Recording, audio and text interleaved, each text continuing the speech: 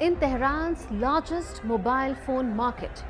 Shopkeepers shuttered their businesses and took to the streets to demonstrate. Within days, the protests gained momentum. They spread to universities in Tehran and other Iranian cities. They reached Iran's most prestigious institutions. They spread to various Iranian cities.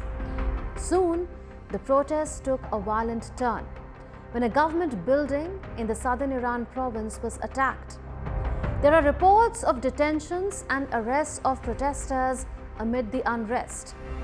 These are the first major protests since Israeli and US strikes on Iran in June 2025. Those strikes had prompted a widespread show of patriotic solidarity, but this time it is different. There are widespread reports of anti-regime slogans being raised by protesters. So what are the protesters asking for? Let's connect the dots.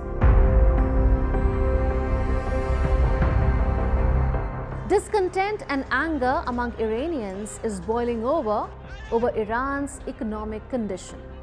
The protests were triggered by soaring prices and the value of the local Rial currency falling to an all-time low. Economic disparities between ordinary Iranians and a privileged clerical and security elite are deepening. Besides galloping inflation, reports also point to economic mismanagement and state corruption. For years now, the Iranian economy has been in doldrums.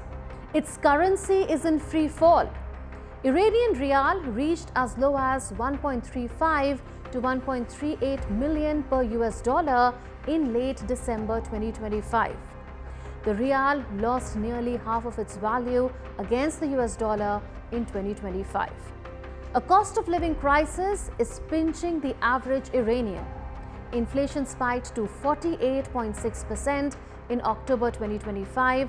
It was 42.2% in December. Food prices surged 72% compared to 2024. Health and medical goods are up 50%.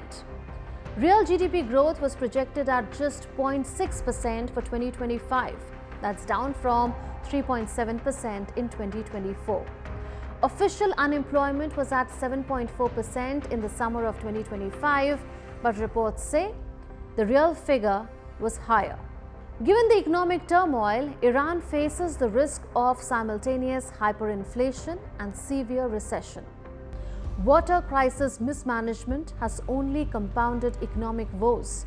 That's because in 2025, 20 provinces across Iran suffered the country's worst drought in more than 40 years.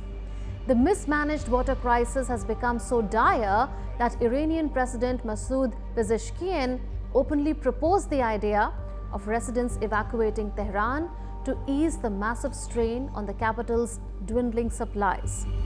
So what are the Iranian authorities doing about the escalating street protests?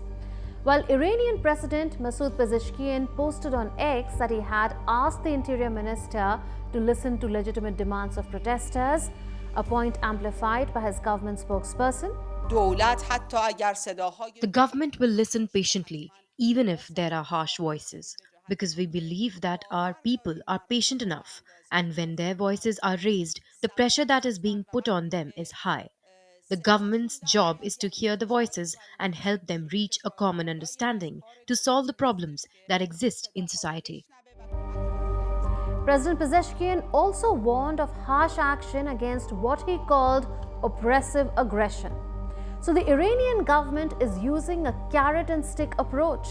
They have responded with a mix of dialogue offers, security crackdowns, and economic pledges. Security forces were deployed heavily in Tehran, Mashhad, Isfahan, and universities. They used tear gas and live rounds in Hamadan, Kermanshah, and ordered shop closures or business shutdowns nationwide. Earlier, the Iranian president had accepted the resignation of Iran's central bank governor, Mohammad Reza Farzin, and named former Minister of Economic Affairs and Finance, Abdul Nasser Hemati, as his replacement. Interestingly, the government is reposing trust in Hemati to manage its central bank's affairs, despite his dismissal by Parliament in March 2025 for alleged mismanagement and accusations that his policies hurt the strength of Iran's Rial against hard currencies. Hemeti aims to focus on controlling inflation, strengthening the currency, as well as addressing the mismanagement of banks.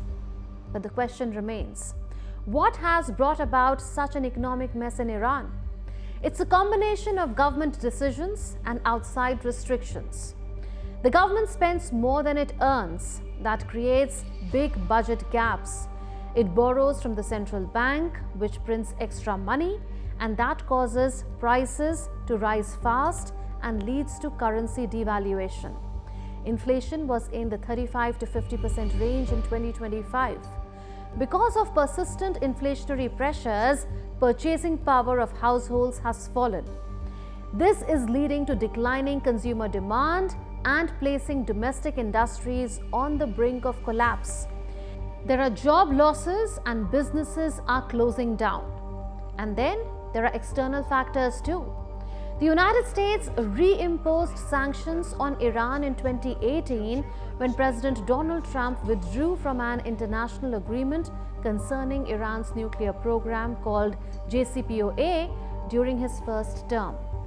In September 2025, United Nations sanctions were reinstated.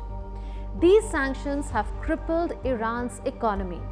They have disrupted banking networks, restricted trade, and constrained oil exports, the country's main source of revenue. Iran's currency was trading at 32,000 rials to the US dollar at the time of the 2015 nuclear accord that lifted international sanctions in exchange for tight controls on Iran's nuclear program. So you can see how much the currency has depreciated in the last 10 years. As the anger boiled over on Iranian streets, some protesters reportedly raised slogans calling for regime change and return of the Pahlavi era.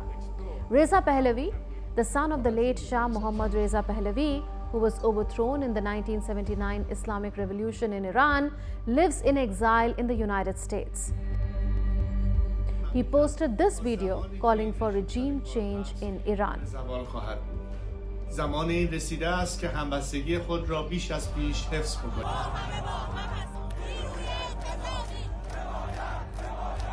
Remember, Iran is no stranger to nationwide protests. In 2019, nationwide protests erupted over 50 to 200% fuel price hikes. They spread to more than 37 cities. In 2022, Iran faced protests across the country over price hikes, including for something as basic as bread, a major staple. Over the same period and into 2023, the country's clerical rulers faced the boldest unrest in years. It was triggered by the death of a young Iranian Kurdish woman, Mahsa Amini, in the custody of the morality police that enforces a strict dress code for females. Her death sparked a wave of anger across Iran. While Iranian officials had then claimed around 200 total deaths in the protests that followed her death, human rights groups reported many more. So how does the Iranian leadership plan to deal with the country's economic crisis? The Iranian president has promised banking or monetary reforms, but skepticism persists over past unfulfilled pledges. Temporary measures include 11 province closures for energy constraints and 8 promises amid admissions of inability to fully resolve issues.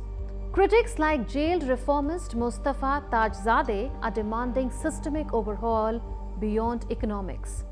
Iran's leaders are also fighting each other over who caused the economic turmoil.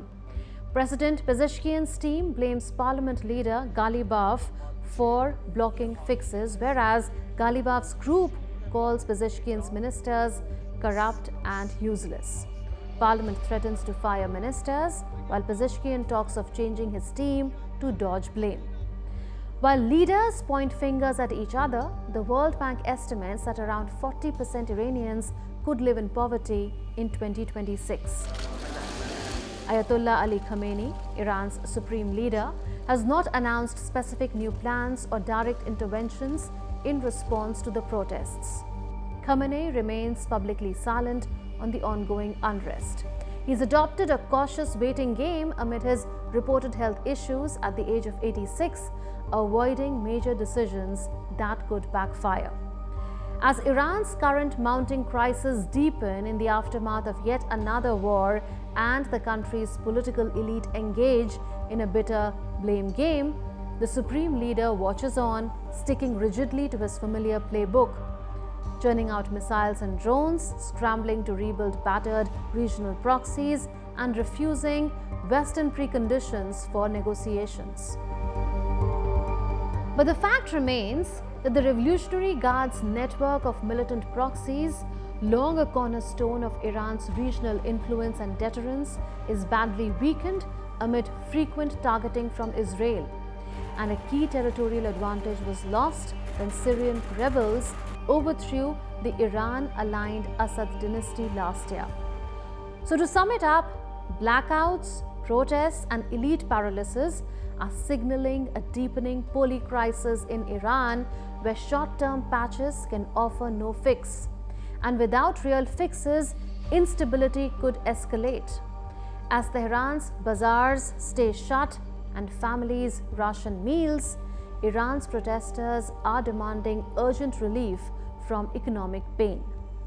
The question remains, can there be a real solution to their economic woes?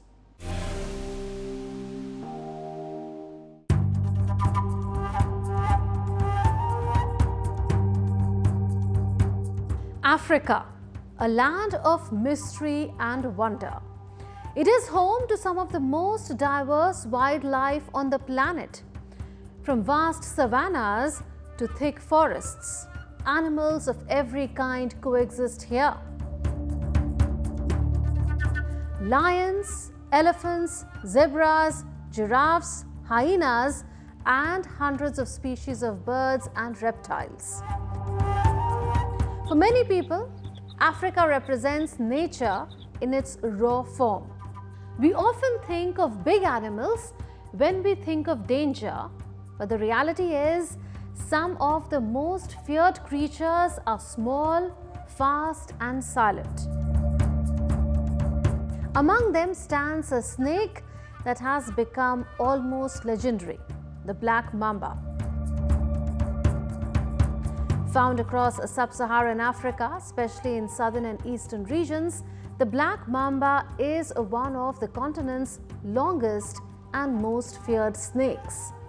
It can reach up to 14 feet in length, although most are slightly smaller.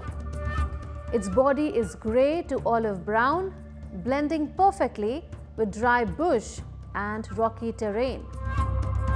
The name black mamba actually refers to the inky black interior of its mouth, visible only when it opens wide in threat display. One feature that makes the snake stand out is speed. The black mamba is the fastest land snake in the world, capable of moving at 20 kilometers per hour, fast enough to escape trouble or strike before most predators react. And although it prefers to avoid humans, when cornered, it becomes highly defensive. It raises the front part of its body, sometimes a third of its length, spreads a narrow hood like a cobra, opens its black mouth and hisses loudly. If the threat continues, it strikes multiple times in rapid succession, injecting venom with each bite. The venom of a black mamba is extremely strong. It contains neurotoxins and cardiotoxins that shut down the nervous system and breathing. Just 10 to 15 mg can kill a human, and a single snake can release far more in one attack. Symptoms often start within 10 to 45 minutes, like blurred vision, dizziness, difficulty breathing, and gradual paralysis. Without treatment, death can occur in under an hour. And this is why a bite from a venomous snake must be treated immediately. Any snake bite is considered to be a medical emergency. yeah, you have to get to the hospital as soon as possible.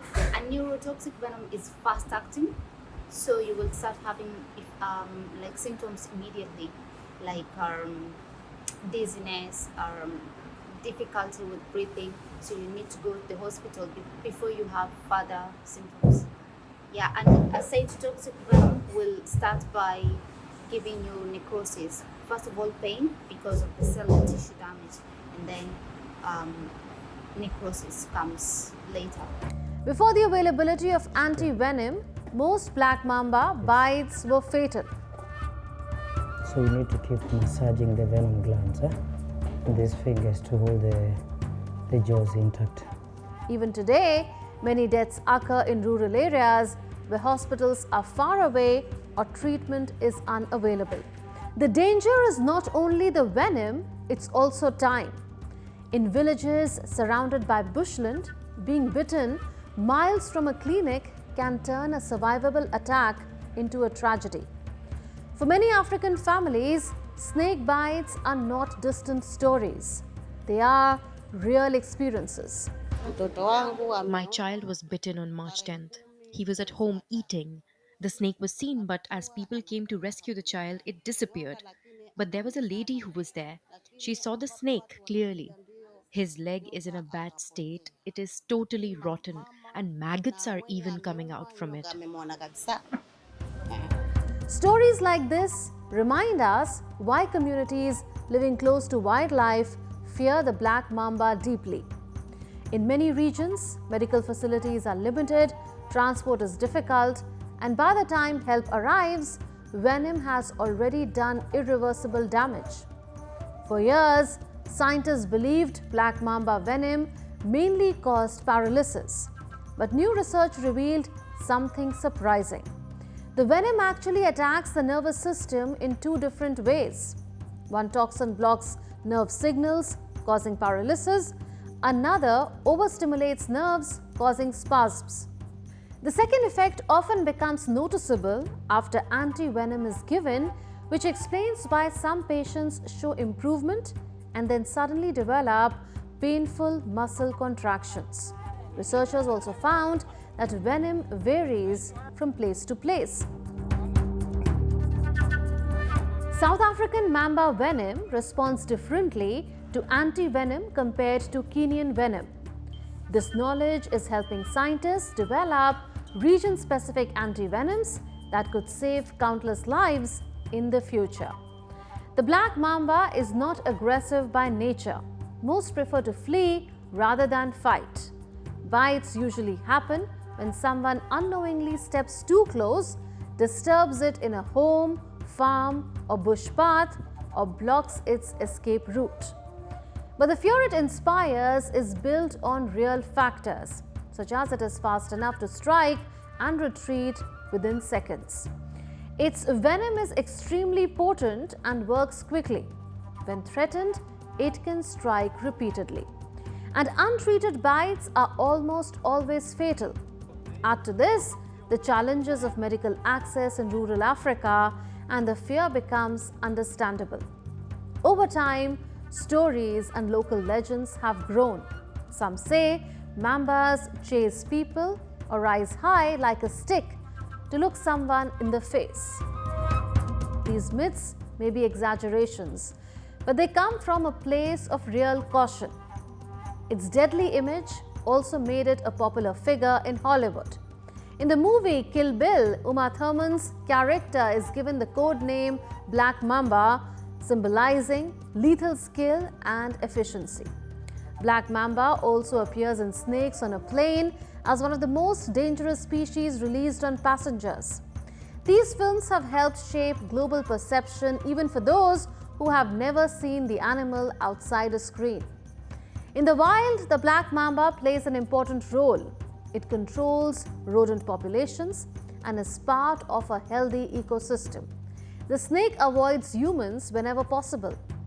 Africa fears the black mamba because it is capable of killing quickly, not because it seeks to. And in the grasslands of Africa, where life and danger live side by side, the black mamba remains a symbol of how mysterious nature can be. That's all in this edition of Connecting the Dots. We'll see you next week with more raging issues. Until then, it's a goodbye from all of us in the Delhi newsroom. This is Munmun Bhattacharya signing off. Take care and stay safe.